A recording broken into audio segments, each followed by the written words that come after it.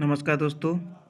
आज की वीडियो में आपको बताने वाला हूँ सीटेट बाल विकास से संबंधित कुछ महत्वपूर्ण प्रश्नों के बारे में जो आपके सीटेट के लिए बहुत ही महत्वपूर्ण उपयोगी या साबित हो सकते हैं। तो चलिए वीडियो को शुरू करते हैं। तो सबसे पहले इस प्रश्न की ओर बढ़ेंगे। बालक के सामाजिक विकास का प्रमुख माध्यम क्या होता है? पुस्तकें, खेल, परीक्षा या अनुशासन। इनमें से कौन सा ऑप्शन आपका सही हो सकता है? तो इसमें आपका ऑप्शन बी हो सकता है। इसमें है खेल। ठीक है। उसके बाद आता है दूसरा सवाल। इसमें लिखा है कोहलबर्ग के सिद्धांत संबंधित है। कोहलबर्ग का सिद्धांत जो है किससे संबंधित है? नैतिक विकास से, शारीरिक विकास से, भाषा विकास से या भावनात्मक विकास से। तो इसका जो सही राइट आंसर होगा वो है नैतिक विकास से, यानी ऑप्शन ए वाला आपका इसमें सही ऑप्शन होगा। उसके बाद आता है अगला प्रश्न। इसमें दिया है बुद्धि परीक्षण यानी आईक्यू टेस्ट का संबंध किससे है? पहला है शारीरिक विकास, दूसरा मानसिक विकास, तीसरा सामाजिक विकास, चौथा नैतिक विकास। तो इसमें आपका सही आंसर होगा मानसिक विकास, यानी ऑप्शन बी। ठीक है। उसके बाद आता है अगला सवाल। इसमें आप देखेंगे अनुकरण यानी इमेशन का सर्वाधिक प्रयोग किस अवस्था में होता है?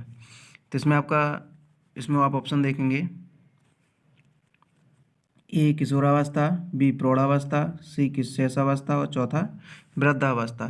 तो आपका जो सही आंसर होने वाला वो है ऑप्शन सी शैशवावस्था। ठीक है।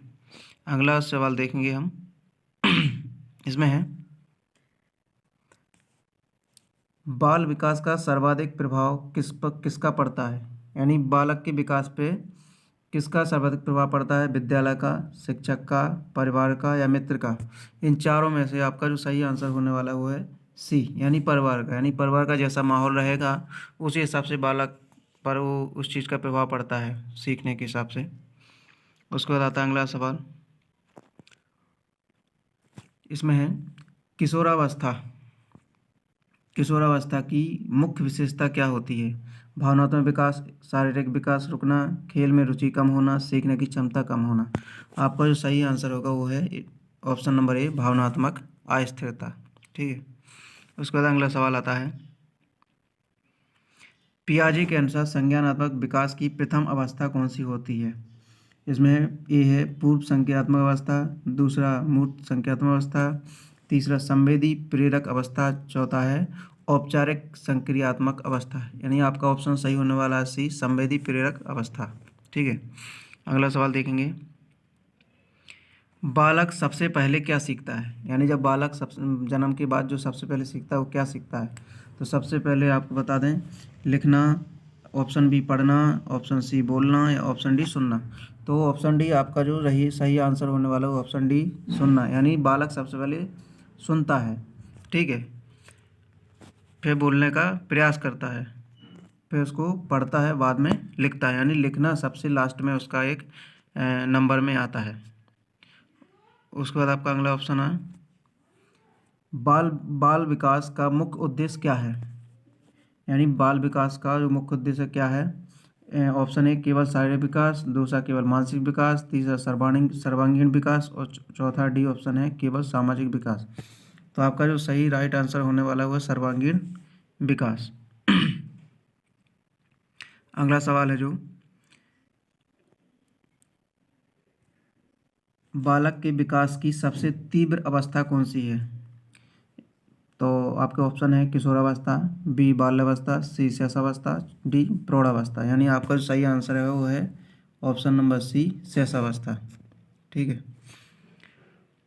अगला सवाल देखेंगे किस अवस्था में बालक तर्क करना शुरू करता है?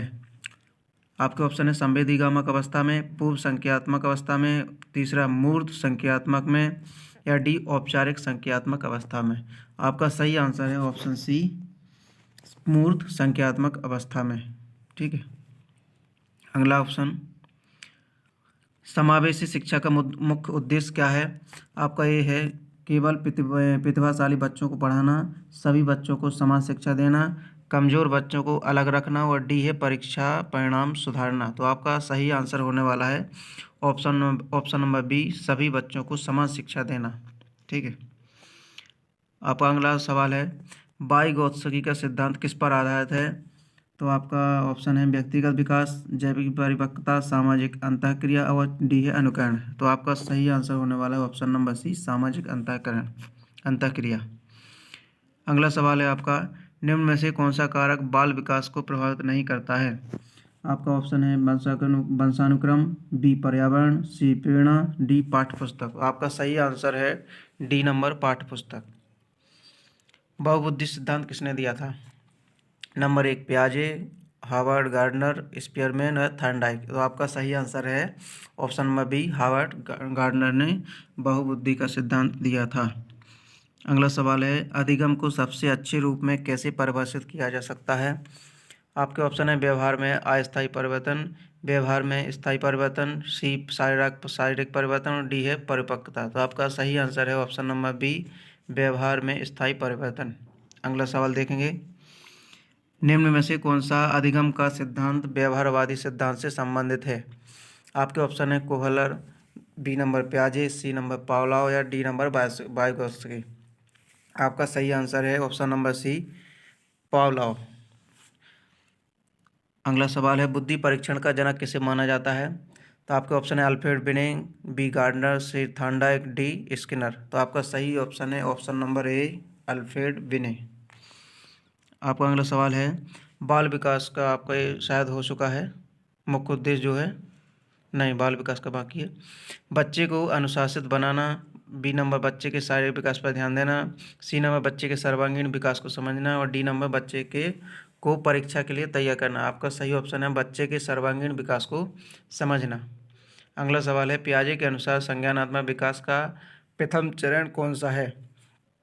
आपके ऑप्शन है पूर्व संज्ञात्मक अवस्था, बी संवेदीगामक अवस्था, सी मूर्त संज्ञात्मक अवस्था, डी औपचारिक संज्ञात्मक अवस्था। आपका जो सही आंसर है वो ऑप्शन नंबर बी, संवेदीगामक अवस्था। तो ये रहे आपके अभी के ये प्रश्न जो कि आपकी परीक्षा के लिए बहुत ही महत्वपूर्ण है। आप इनको पढ़ करके कुछ ना कुछ अपने ज्ञान में वृद्धि कर सकते हैं। तो मिलेंगे अगली वीडियो में, तब तक के लिए नमस्कार, जय हिंद।